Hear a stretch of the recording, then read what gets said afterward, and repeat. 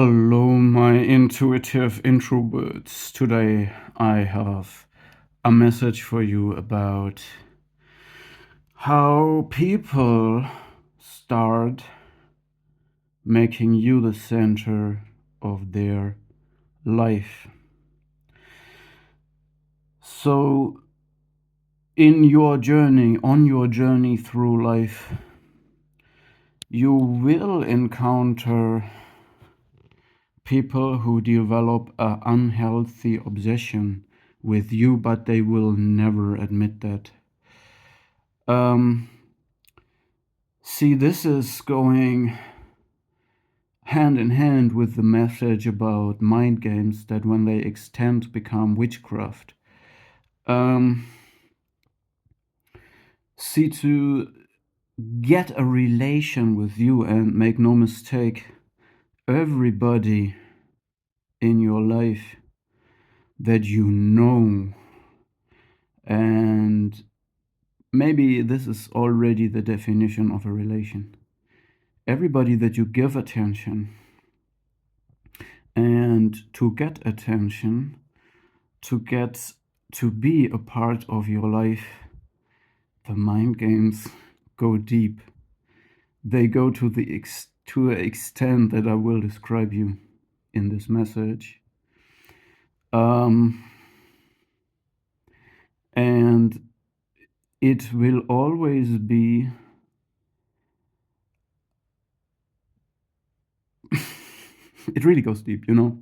The thing is, how do I begin this? You coming from that wave state, you're not competitive, you're functioning rather in a flow state, in a wave state, in a non-combative, non-competitive, peaceful state of mind and life, where everything unfolds to you. You're just living in your blessing, so to say. But there is people who are not in this state. They are rather in a measuring state. If we put it to the quantum level, when you measure a particle that is in wave state, the wave state is collapsing and it has to go into particle state.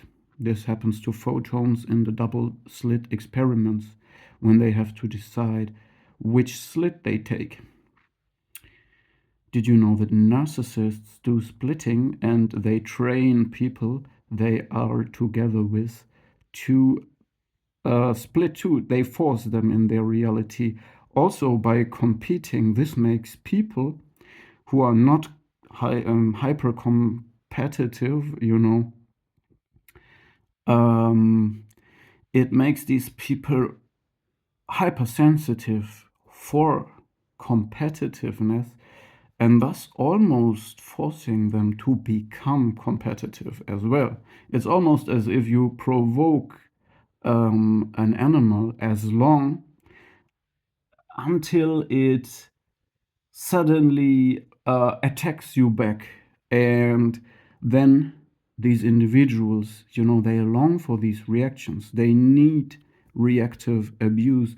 They need you to come to their frequency because they suffer from you daring to be on a higher frequency than them. So they will never admit that you are the center of their life. And the dynamic goes in crazy ways, which means one attempt, the forceful attempt, the overt attempt to get your attention, is to make you feel guilty and inferior by humiliation rituals. But these rituals, the things they do and say, will always be so covert and hidden that they are not allowing you to easily use what they do against them, because again, they want you to act out of character without themselves showing their malignant intentions. And it will, so the overt way of oppressing you can be they make you walk on eggshells. But if this doesn't work and you stay in your authentic energy, enjoying life, just enjoying your life, living your life, doing you, the next thing is they will start walking on eggshells to make you know how much they suffer from you, how much you oppress them now. And they will be reactive in everything they do to you to finally get that reaction from you. And it really gets hard to not react to someone who is constantly making you the reason for everything in their life. So the unhealthy obsession of other people is trying to tap into your energy and extract energy from you. Um, it can also be that people ghost you or stonewall you suddenly, you know. It could be people that once were dependent of you. They desperately needed something from you. They presented themselves devoted and absolutely vulnerable and incapable to you. So they played the dying opossum, the doormat, and you gave them what they wanted, what they needed. You granted it to them, and this put them in a position that they then get strong enough or feel strong enough or for some reason um, remove you from their life or start to fight you. So they bite the hand that fed them because they hate the fact that they were dependent of you and that they owe everything that they are to you. And then they will ghost you and stonewall you, which is a silent cry for your attention. Okay? It's absolutely weird. Reverse psychology. Um,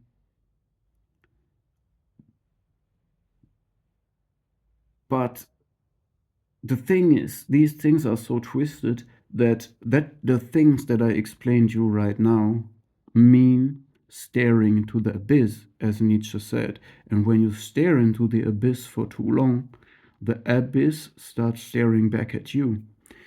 So you need to find closure with this kind of empathy. The empathy plus education that makes you understand sick and traumatized people. Traumatized people create traumatizing realities because they project um, the feelings or the shortcomings or the pain or the complex they have on other people, and by this creating or forcing this reality on them. And if you rebuke, if you rebel against that reality, that's just fine for them because this gives them a secondary form of supply. If you completely obey to their prejudiced and biased and delusional perception of reality, if you obey to it, if you play the role that they want you to play, you give them primary supply. Okay, so you act as they intend. If you not act as they intend, if you do the opposite, that's just as good for them. It's a secondary form of supply. And the weird thing again is that people who ghost you or stonewall you are feeling shamed and guilty and would like to be respected by you. And people who walk on eggshells often would like that you walk on eggshells. They just want to control you. And since they can't control you, they pretend that you control them to again gain control through feigning dependency. It's absolutely weird. So people will use, they will fake being victims to gain entrance into your life. And when they get it, they will control you. And this is a never ending spiral. Don't play these games. These mind games become, can turn into witchcraft. Once you leave these people too close in your life, it gets too twisted, because this is energy vampire. These are energy vampires that will stop your blessings. And when you believe that these things happen, that this is possible, a person, don't believe these things. It's not possible. Of course, it is not possible. It is insane to believe this. But insane people want you to believe insane things. So just stay grounded and work on the three parts of your health: mental health, physical health, and spiritual health.